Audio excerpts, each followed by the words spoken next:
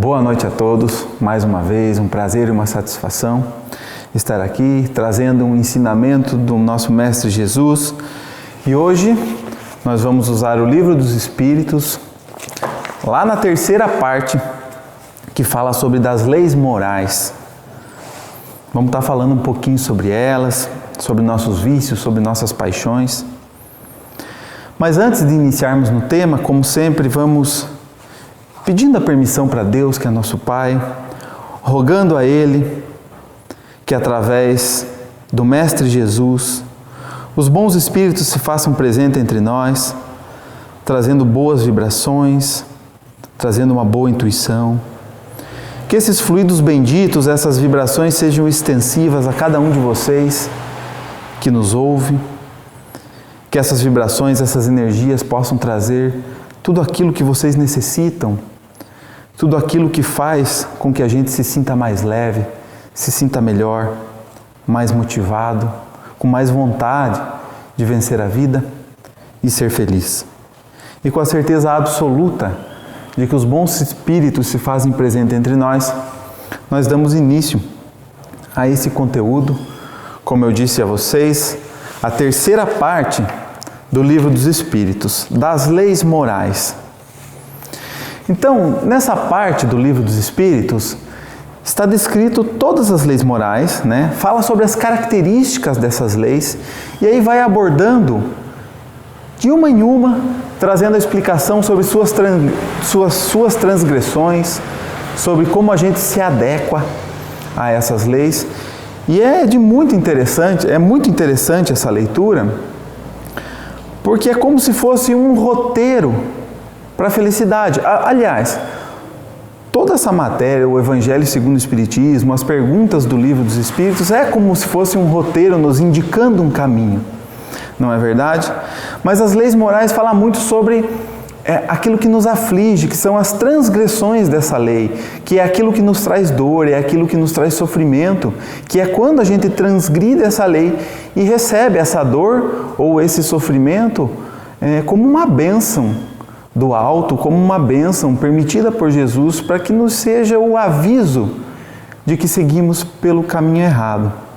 Então, diante de dias muito difíceis, enfim, de uma situação que estamos vivendo, né, que já não é novidade, já não é nova, mas é uma situação difícil. Fala-se muito sobre o aceleramento da transição planetária, né? E quando eu penso nessa reflexão da transição planetária, se o mundo está mudando, se o mundo está deixando de ser provas e expiações para ser um mundo de regeneração, é bem verdade que aqueles que aqui habitam também precisam vencer as suas provas e as suas expiações e precisam se postar perante o mundo de uma maneira que Jesus olhe para nós e enxergue possibilidades de regeneração.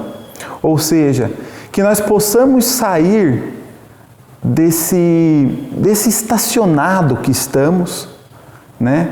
E que nós possamos caminhar rumo à generação, mostrando assim boa vontade para aquele que nos avalia, né? Não nos julga, mas aquele que nos avalia, mostrando essa boa vontade, essa intenção e até principalmente a ação em direção a nos regenerarmos. E como nós vamos nos regenerar para fazer parte desse mundo de regeneração? Né?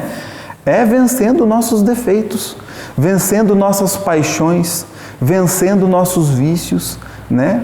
E, enfim, aprendendo aquilo que Jesus nos veio ensinar, que é aprender a amar.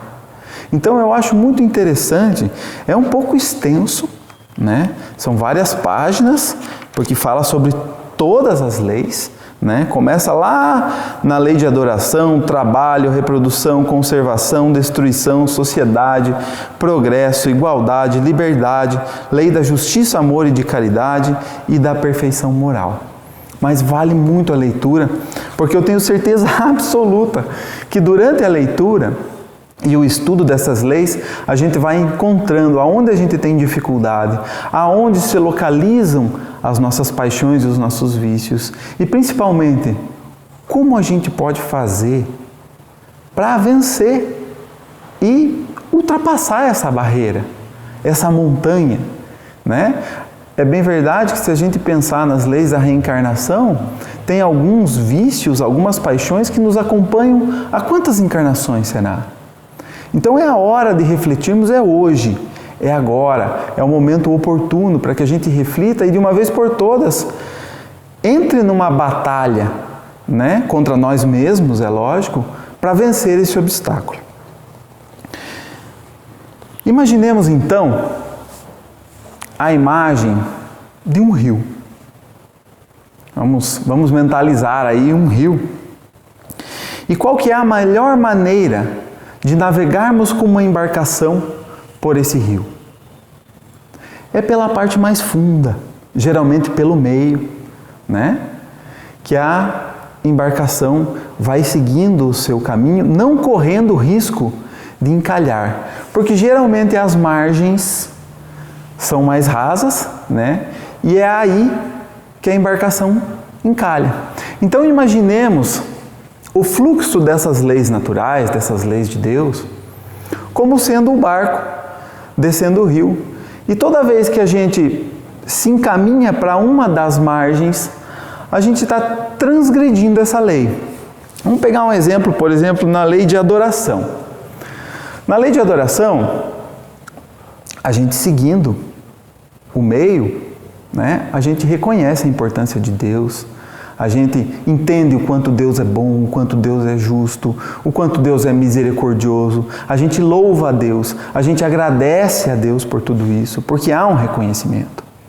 Aí se a gente se encaminha para a margem da direita, a gente pode encontrar o ateísmo, né, que são aquelas pessoas que não acreditam em nada disso.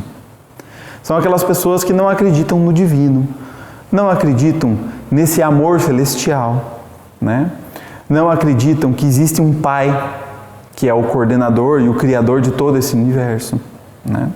E do outro lado, nós temos aqueles que acreditam, mas de uma maneira apaixonada, fora de um limite saudável, né? São aquelas pessoas que matam em nome de Deus. São aquelas pessoas que transgridem as leis de Deus, muitas vezes em nome de Deus, né? Então a gente percebe a diferença entre um lado, o outro e o centro de navegação, né? A gente tem a lei do trabalho, que a gente pode imaginar uma pessoa que não tem a vontade de fazer nada, uma pessoa totalmente apática, né? Que não tem vontade de desenvolver tarefa nenhuma. Isso não é nada saudável. Ao mesmo tempo que do outro lado, a gente tem pessoas que só trabalham e não respeitam a lei do repouso dentro da lei do trabalho, né? O repouso é tão importante quanto o trabalho, porque muitas vezes vocês não conhecem ninguém, ou às vezes até nós mesmos, se empenhamos tanto em determinado trabalho que perdemos a saúde física e a saúde mental. Isso é uma transgressão da lei de Deus, né? Jesus jamais quer que a gente adoeça, portanto trabalhar. É um desrespeito essa lei, né? Nós temos a lei de reprodução, que há muito tempo atrás falar sobre sexo e reprodução era um tabu, parecia um crime. Mas aí do outro lado também, a partir dos anos 70, né? Vem a liberdade sexual, que se transformou não mais em liberdade, mas em libertinagem. E parece que a sociedade, o mundo perdeu esse parâmetro saudável entre o sexo saudável e o sexo promíscuo. Não é verdade? Temos também a parte da reprodução, né? De ter filhos. Que muitas pessoas imaginam, o mundo está muito difícil, o mundo está triste, não vale a pena colocar uma criança. Ou pensar, devemos colocar uma criança no mundo porque temos condição e estrutura para fazer dela um cidadão de bem, para contribuir com que o mundo avance, né? E aí de repente a gente se encaminha para as periferias e lá já não existe esse pensamento, e lá a gente encontra uma menina de 20 anos com 3 filhos, com um pai diferente para cada criança, né? E daí, de repente, aqueles que tem mais condição financeira, não estou dizendo nem condição moral ou espiritual, porque isso não tem nada a ver com finanças, né? Aí de repente a gente vê as pessoas que teriam mais condição de dar aquilo que é razoável para uma criança, se fazendo esse tipo de questionamento, não quero me incomodar, né? Então, falta um planejamento, né? Falta um planejamento para aquela da periferia que está com 3 ou 4 ou 5 crianças, né? Assim como falta um planejamento saudável para aquele que tem essa condição. E assim segue. Temos a lei de conservação, a lei de destruição, lei da sociedade, lei do progresso, né? A lei do progresso fala muito sobre a transição planetária, né? Que o mundo vai progredir. Resta saber se continuamos embarcados ou desembarcamos.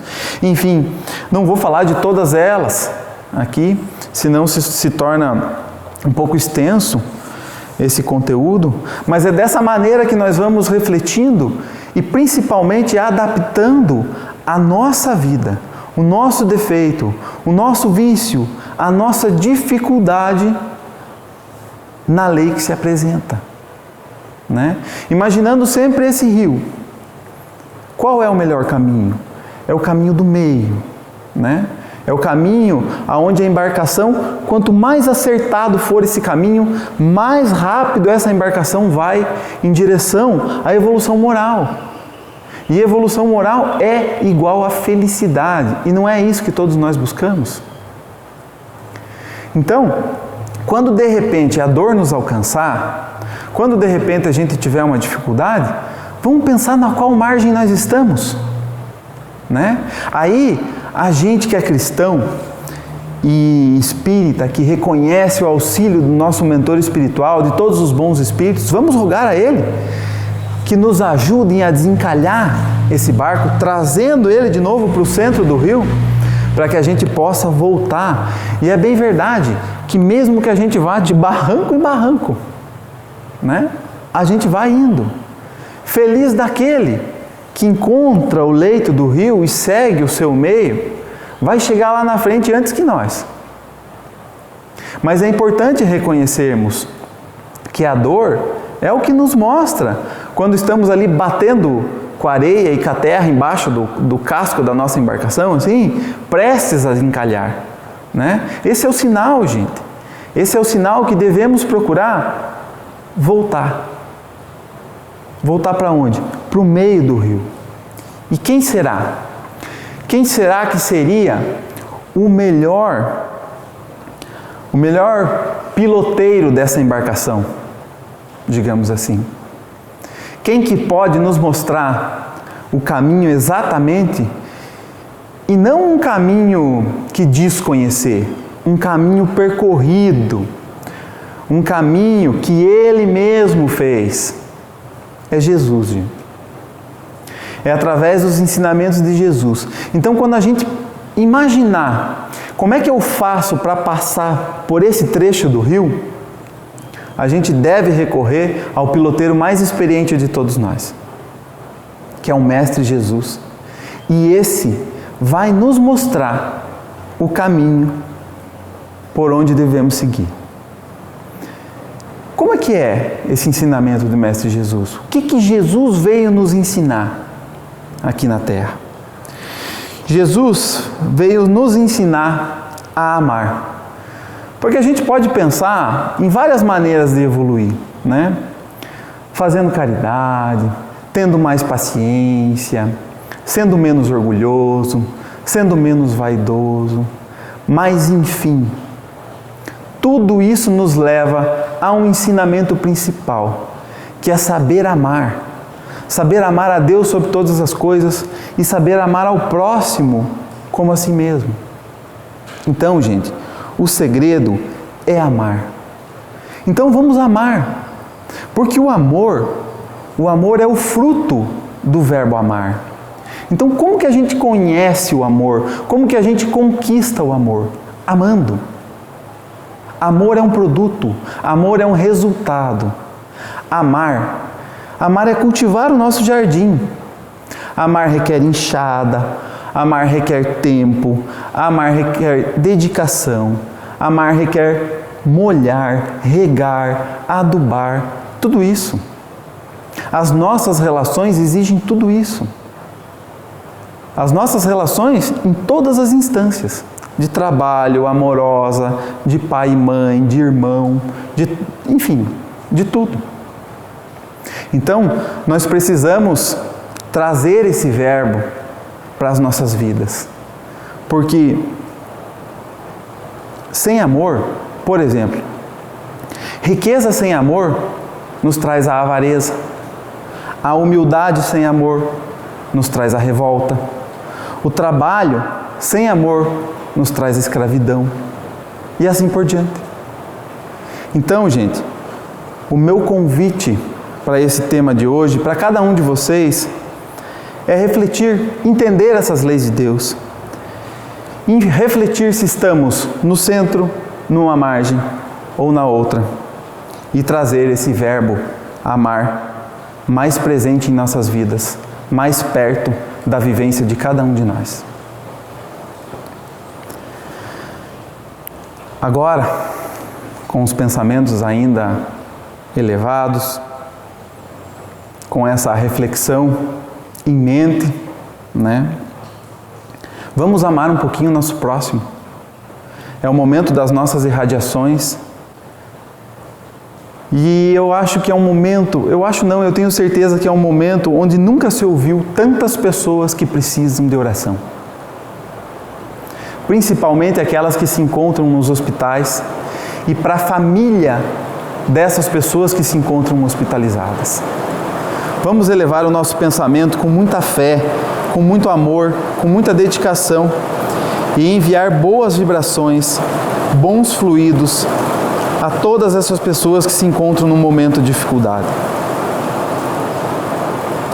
Que o Mestre Jesus possa derramar bênçãos, conforto e otimismo sobre cada um que se encontra na dor, desesperado ou necessitando da recuperação da saúde. Que essas energias sejam extensivas a todos aqueles que sofrem pelos diversos motivos que vemos espalhados por esse mundo de provas e expiações. Rogamos a Ti, Pai, rogamos a Ti, Mestre Jesus, que olhe por todos nós, que o Seu amor, que a Sua misericórdia se faça presente na vida de todos, que possamos levantar a cabeça e seguir o nosso caminho com fé, esperança e motivação. Que esses fluidos benditos sejam derramados sobre essa água que se encontra aqui e no lar de cada um de vocês. Que ela seja transformada pelo toque das mãos do Mestre Jesus, associada à fé e à esperança de cada um de vocês que nos ouve. E que ela se transforme no remédio que cure as dores do corpo e as dores do espírito. Nós estamos chegando no final da nossa reunião, no final da nossa conversa. E eu gostaria de agradecer a Deus Pai por esse momento, ao Mestre Jesus, aos bons espíritos pelo auxílio incansável, a meu amigo e irmão Antônio Marcos, que está sempre aqui presente, e a cada um de vocês, pela audiência, a paciência e a vontade de estar aqui, ouvindo esse conteúdo e essa reflexão. Uma boa noite a todos.